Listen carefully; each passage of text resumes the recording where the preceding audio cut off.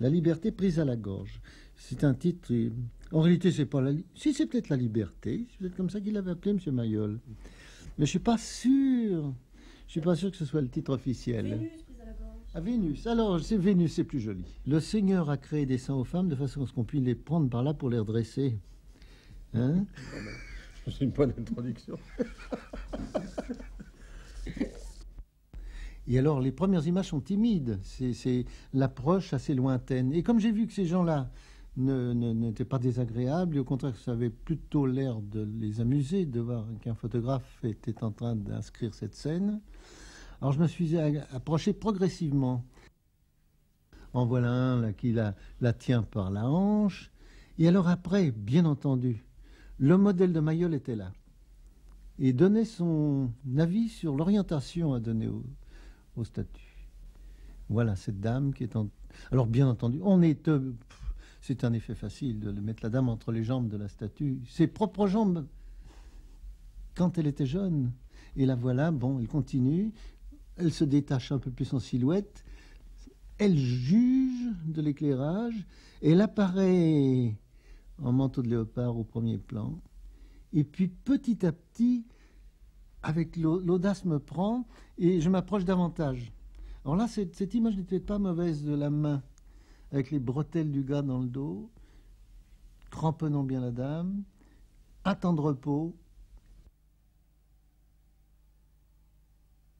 Et puis, voilà. Les gens jugent de la verticalité de la chose. Celui-là donne son avis. Et on arrive à finalement cette première photo qui est celle qui me semble bien s'inscrire. Alors toujours le mouvement, la composition qui est en forme de lettre A. C'est bien ça. Enfin, j'étais content. Alors celle-là, cette photo-là de l'accordéoniste, je l'appelle, mais enfin bon, comme ça, les tueurs mélomanes. J'ai choisi plutôt celle-ci, voyez-vous, parce que, à part le garçon qui s'occupe de la plonge, tous les regards convergent vers la jeune femme. Alors les types arrivaient couverts de sang, et puis la fille jouait un morceau, je me souviens encore du morceau, ça s'appelait « Tu ne peux pas te fivrer comme je t'aime, c'est si doux d'être câliné ». Et alors ces types qui venaient de tuer des bêtes était complètement pris par la mélodie. Et alors elle avait un côté distant, méprisant. C'était une espèce de reine. Je ne sais pas si j'ai commencé par le gros plan ou si j'ai pris la scène générale avec la chanteuse qui s'appelait Madame Lulu, qui était une chanteuse qui chantait utile, genre Berthe Silva. Et puis, voyez, la voilà encore, Madame Lulu, avec les types qui la regardent. C'était pas mauvais, mais enfin très confus encore. C'est encore une photo confuse. Pour arriver au dépouillement. Bon, alors là, voilà, un type de dos. Le tablier me plaisait parce que la forme était belle. On se recule.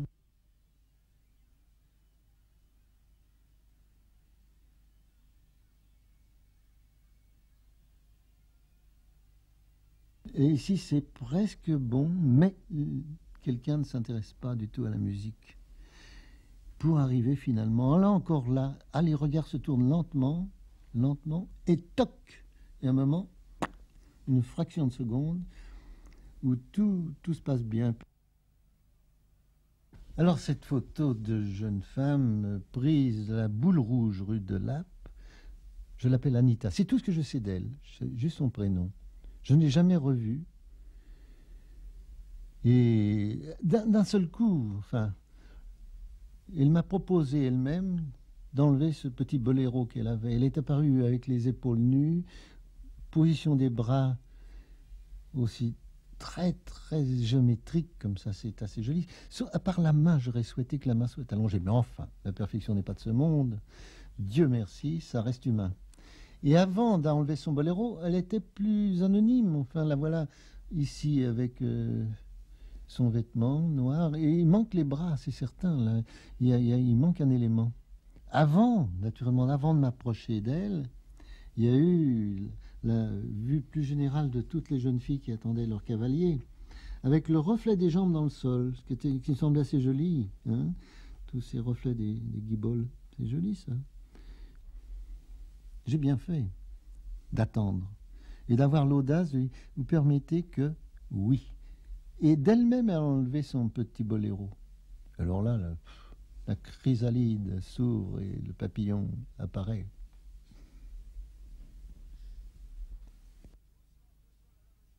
Cette image a été faite, enfin cette série d'images ont été faites pour la suite d'une promenade en autocar. Je m'étais inscrit pour un Paris by Night. Les gens descendaient de l'autocar, étaient serrés les uns contre les autres et entraient dans ce truc qui s'appelait le petit balcon. Jeu de mots douteux. Il y a une scène qui représente une Java vache.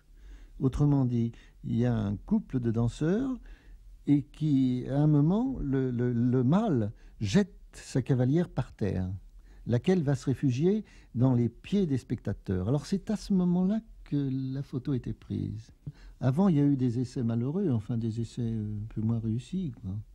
Là, elle s'assoit sur les jambes des gens, mais c'est encore très confus. Là, carrément le gros plan, mais ça devient un peu crapuleux. C'est pas bon. Là, il y a exactement la réserve qu'il faut entre l'acteur et le spectateur, qui participe tout de même un peu au spectacle, étant donné le côté un peu amusé du monsieur, le côté courroucé de la dame.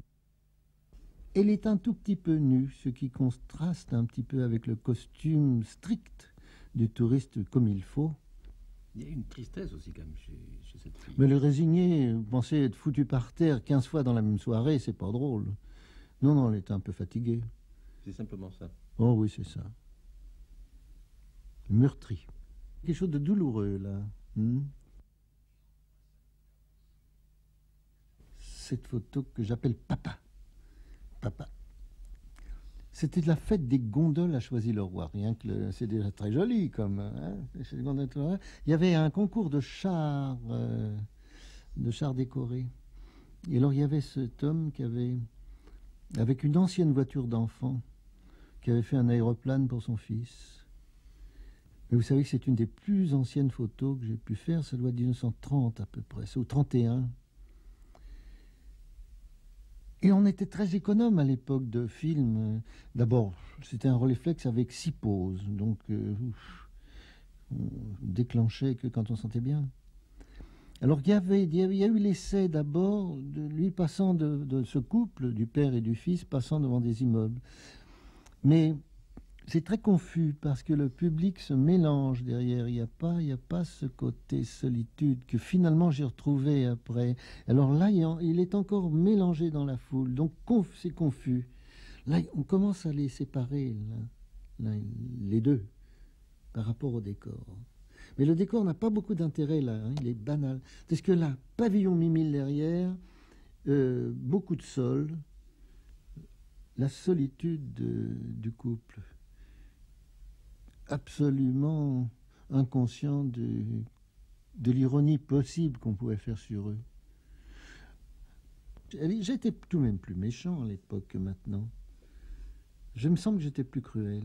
Il me restait un peu de la cruauté de l'enfance, là, pour faire une image comme ça qui est vraiment une ironie, hein, c'est lourde. Et qui, avec le temps, enfin, s'efface un peu. Il ne reste plus que ce côté un peu tendre, un peu touchant. Ça commence autour de la place Hébert.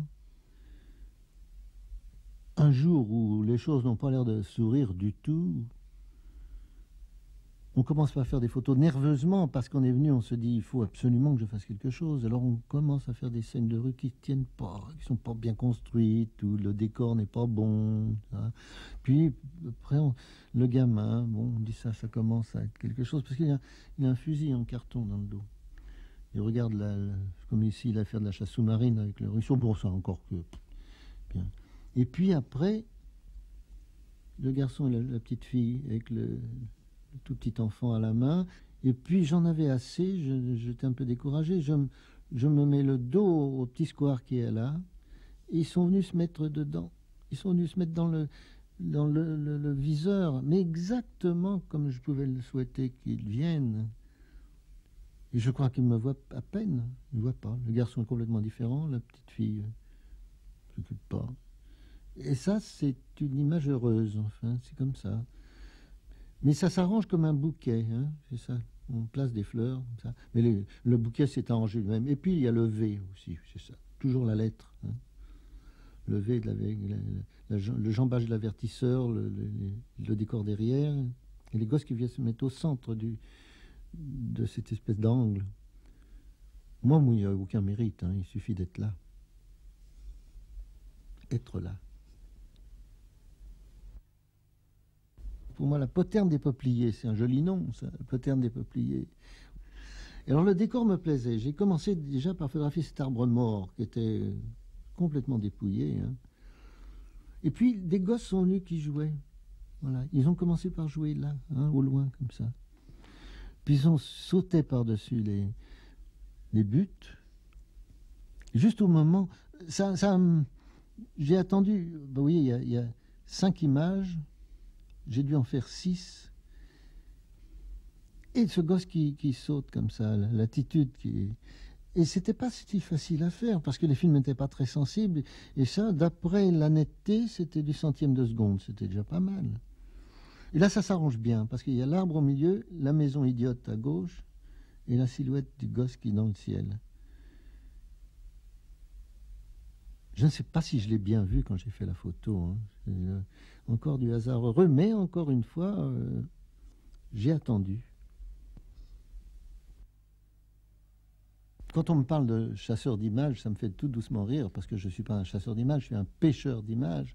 Et dans le cas du tableau dans la vitrine, c'est pas la pêche au lancer, hein, où on court après la truite. Non, c'est la pêche au coup.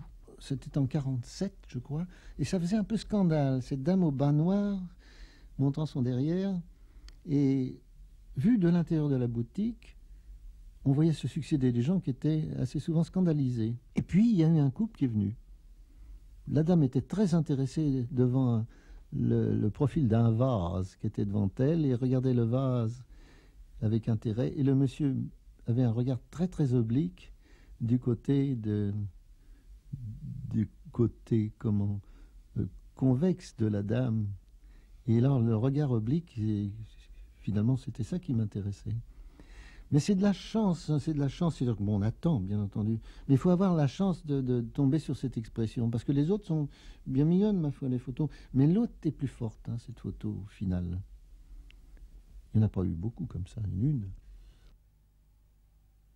La cour des artisans, j'appelle ça la cour des artisans, c'est dans le 19e. Et c'est une image qui me semble très curieuse, très bizarre.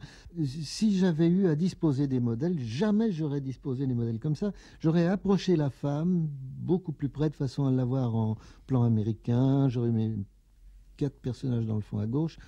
Mais ça, cette proportion-là est une révélation pour moi du hasard photographique. Et c'est pas mal tout compte fait. Ça fout le camp dans tous les sens, cette photo. Le type à gauche est complètement hors action. Le type planqué dans le coin. C'est très très étrange cette histoire. Je ne comprends pas comment je pourrais apprendre quelque chose à partir de cette image. Et puis c'est mal fichu, il y a le sol qu'on évite toujours de mettre une ligne oblique comme ça en bas, et ça tient le coup tout de même. Après elle s'enfuit, hein, oui. Non, c'est plus bon du tout. Alors que sur le moment, ça a dû me plaire davantage la grappe humaine qu'il y a là. Et c'est moins bon. C'est beaucoup plus attendu, plus commun, déjà vu. Est-ce que ça? Non.